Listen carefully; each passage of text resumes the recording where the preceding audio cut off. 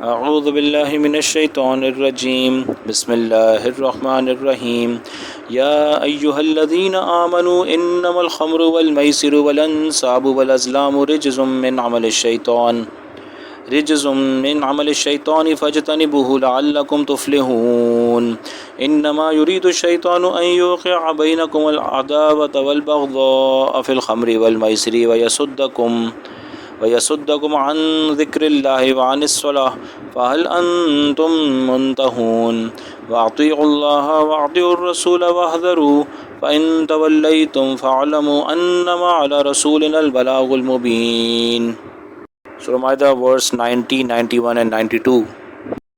The translation is, O ye who believe, indeed wine, gambling, setting up altars and divining arrows are filth from the actions of the devil. So you should save yourselves from them so that you may be successful.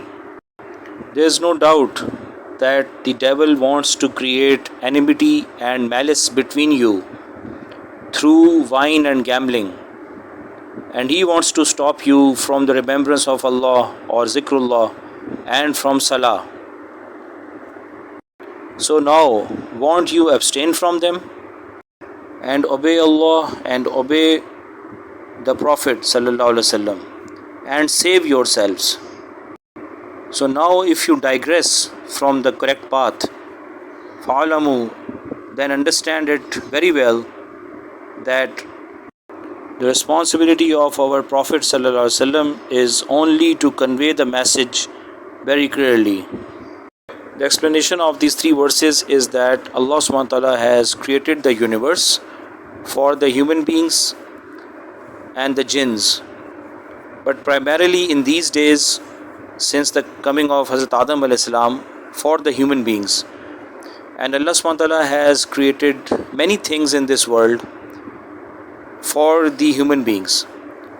Most of the things, they are beneficial for the humans and we use them. For example, the minerals that come out of the earth and the fruits and the vegetables, the animals and other types of resources given by Allah, even our human body. So all of these things we are using for our benefit. All the technological progress that has happened is based on those things which Allah has created in this world. So it is for our benefit.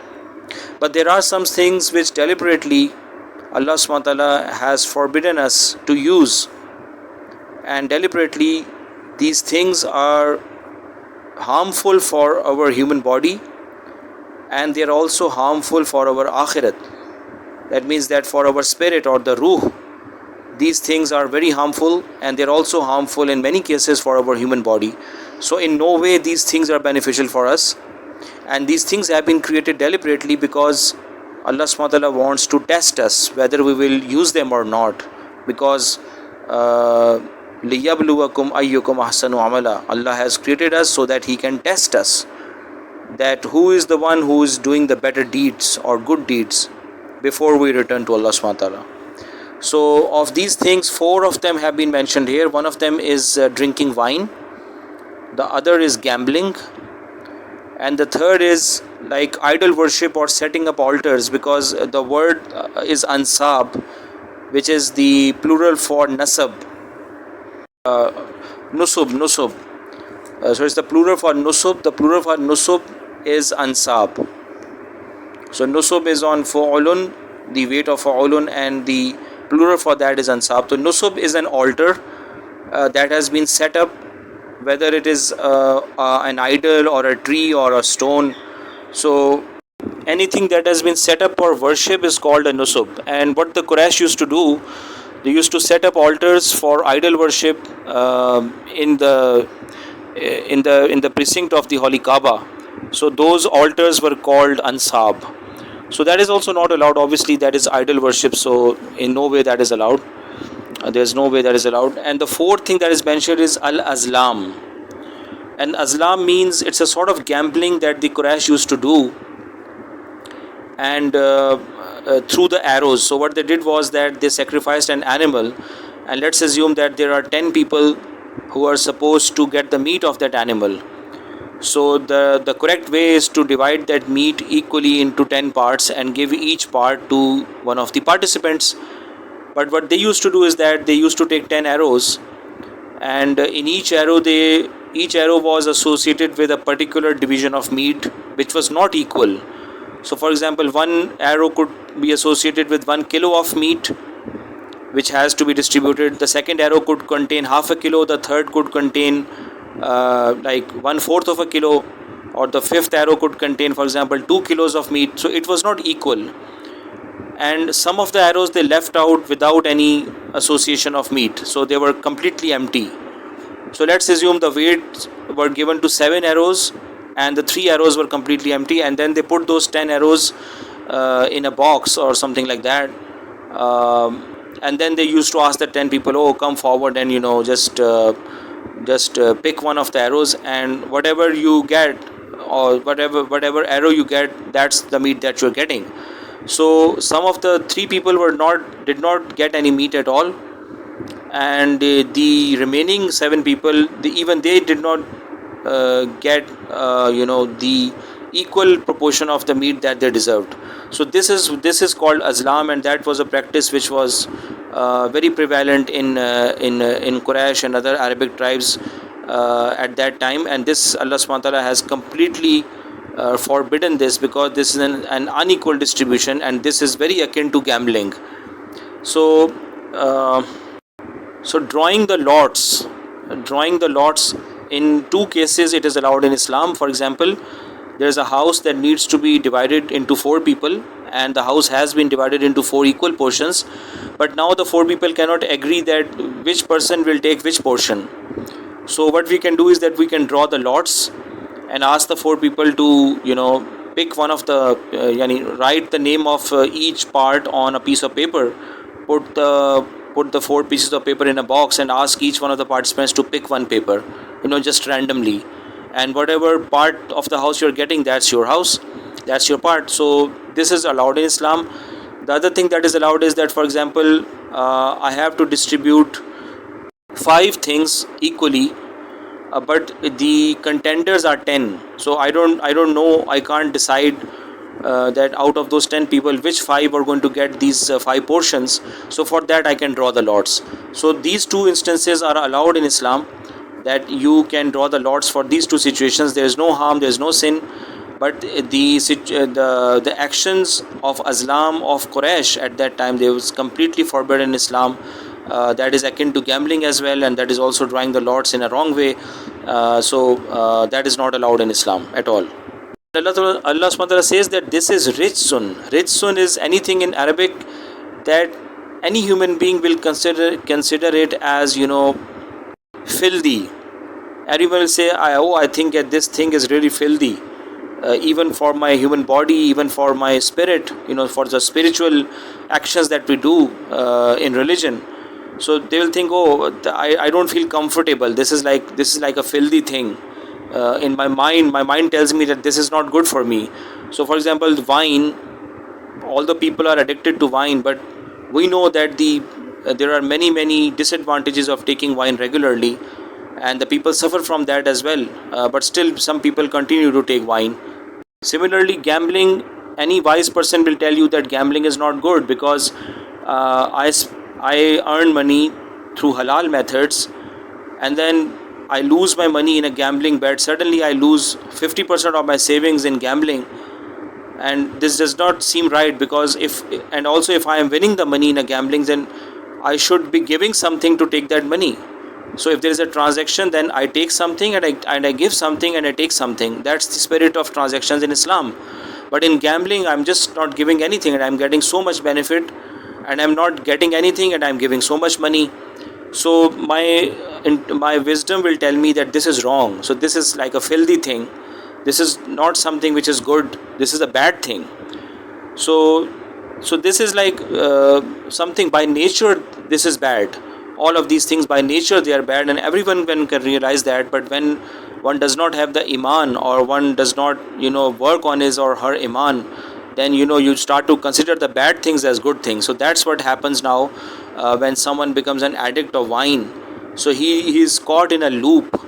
He's caught in a loop of its disadvantages. He's getting the sin again and again, and he's even not getting, his body is being destroyed.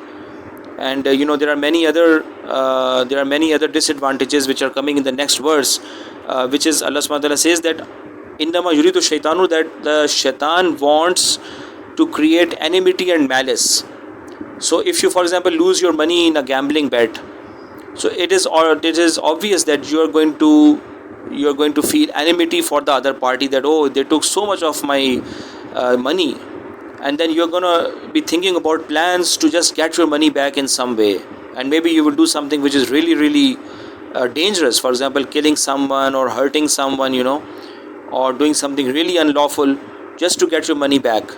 So Allah subhanahu wa ta'ala says that these wine and gambling and all these things, drawing lots in the wrong way, they will create enmity and malice in your character.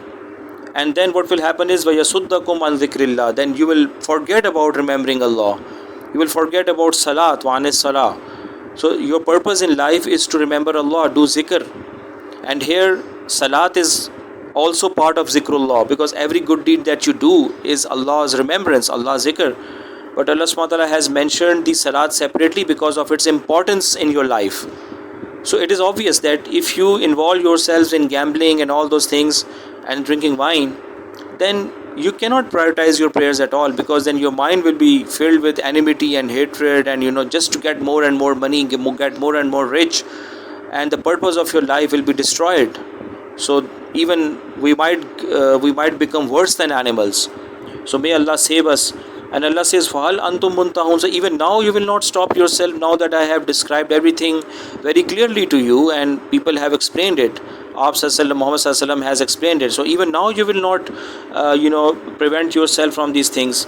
And then Allah subhanahu wa ta'ala says clearly, وَأَطِيعُوا اللَّهَ وَأَطِيعُوا الرَّسُولَ, that your job is to actually not involve yourself in anything which is takes you away from the ibadat of Allah subhanahu wa ta'ala, which includes these days mobile phones and games that the kids are doing. Because if our kids are playing games, and then there is the call for prayer, there's the azan, and then there's the prayer after some time, but we don't absolutely realize that, but we keep on continuing playing games or watching television or watching a movie, and we say, oh, but we can say the prayers later on, astaghfirullah. So this is a similar situation, so we should abstain from those things. That's why Allah subhanahu wa ta'ala says, wahdharu, keep on saving yourself from those things. Atiullah wa atiur rasulah wahdharu, keep on saving yourself from those things which are going to put a hindrance in your ibadah. So the use of the mobile phone and the social media, it's creating such a feelings in our heart that we are not prioritizing ibadah in the masjid. We are not prioritizing Quran, we are not prioritizing zikrullah, we are not prioritizing the hasanat that Islam has told us to do. Our mind is focused on the mobile and games and all those things. And so we have to be really, really careful, because Allah says, wahdaru, save yourself. So we have to save ourselves. It is me who has to think about it, that this use of the mobile phone does not digress me away from the obligatory salat, from the nawafil, from everything that Allah subhanahu wa ta'ala wants us to do. And then Allah subhanahu wa ta'ala says that فَإِن تَوَلَّيْتُمْ, it's all up to you. I have given you the option. So فَإِن تَوَلَّيْتُمْ, if you still choose to digress and not accept what we have told you to do, you continue to, for example, drink wine or do things which harm your prayers, etc., etc., then Allah says, فَعَلَمُوا, then remember this well, أَنَّمَا عَلَى رَسُولِنَا الْبَلَاغُ الْمُبِينَ, that my Prophet Sallallahu Alaihi Wasallam has told you what had to be told. He has done his job, and he has done it mubin, he has done it clearly. There's no doubt in what he has conveyed to you. Everything is crystal clear. Now that if you are فَإِن تَوَلَّيْتُمْ, then it's going to be on you on the day of judgment. So may Allah subhanahu wa ta'ala save us from this and from all those things which can lead us away from ibadat of Allah subhanahu wa ta'ala. Ameen.